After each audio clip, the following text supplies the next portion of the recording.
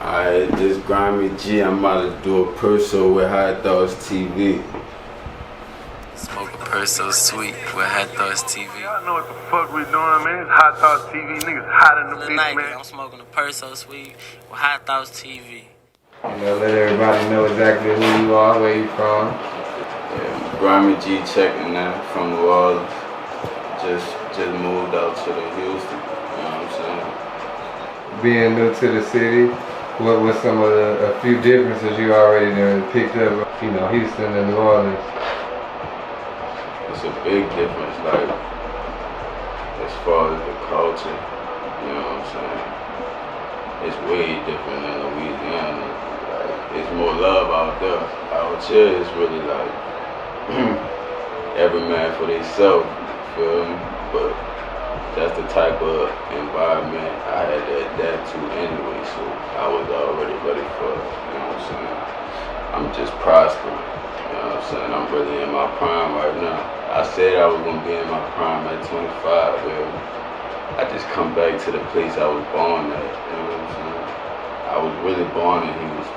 I moved to New Orleans, you know what I'm saying? Like, I ain't never really been back to live till now, you know what I'm saying? But I'm here now, and it's lit, and I fuck with it. So, let's talk a little bit about like the earlier days for you. What was school like, you know, just maybe the shit you were into as a child? Shit, I was always into music. I was always into music because my daddy was a DJ, so music was always around me. He wanted me to be a DJ, but I wanted to be on the mic. I wanted you to play my music, you know what I'm saying? I don't want to play nobody's music. I want, you know what I'm saying? I want you to go bump my shit, you know what I'm saying? So, as a youngin', I really came up under that. That's really why I like music so much, you know what I'm saying? Because of my pops. How early did you move? You say you was born out here? Yeah. So you probably was like, no more than a year. So you already grew up over there, basically? Yeah, but I was back and forth from New Orleans to Atlanta, so I was really everywhere. You know what I'm saying? I got a bit of everything. It's straight, like you get your love and shit, but if you ain't popular out there, I feel like popularity run the talent, you know what I'm saying? You could be a nigga that's really popping in the city, and you will drop something that really ain't even fucking with niggas that's really already out here doing that shit, and you will get a buzz off it or whatever. But a nigga like me, the talented ones, you get hated on, you know what I'm saying? It'd be harder for you to get on, you know what I'm saying?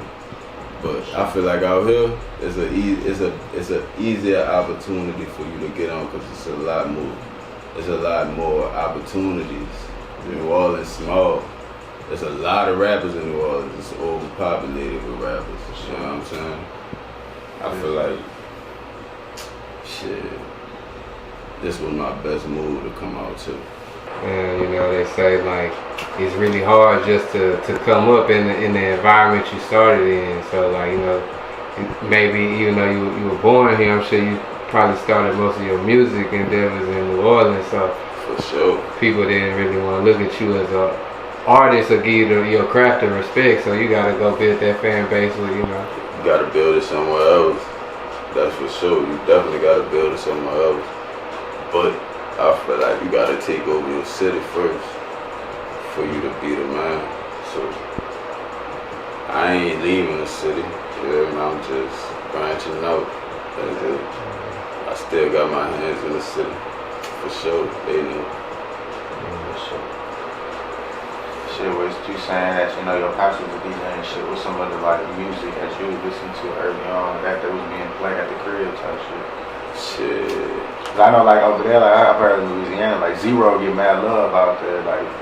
You know my daddy wasn't, he Jamaican, so okay. I'm listening to Taurus Riley and Beanie Man and shit like that, like, so I got like I said, I'm real culture. Like I got a lot of culture. Man. I know it. I've been all over, so it's like I'm ready for everything. You know what I'm saying? And I got a lot of knowledge. I soak up everything. You know, that's just the type of person I am. I've been around long enough in Houston to know these niggas is tricks for sure. And they just like to give out their money and shit. You know what I'm saying? So the females, they used to that.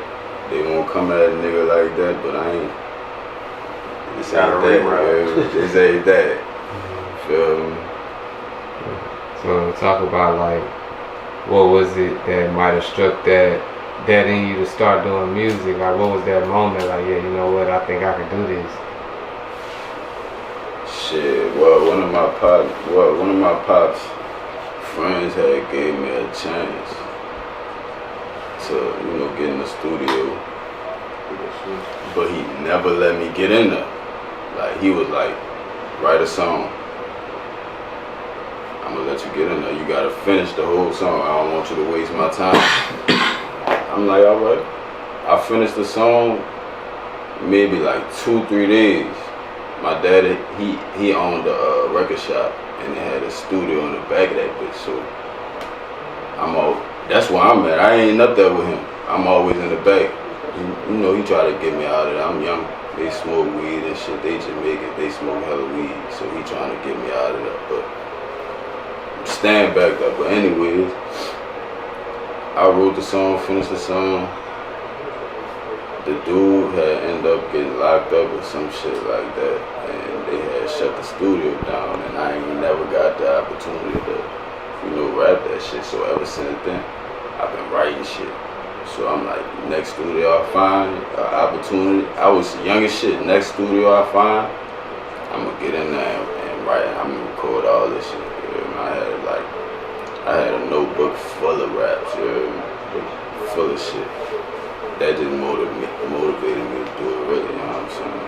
But music in me is in my blood, so I'm destined to do this shit for sure.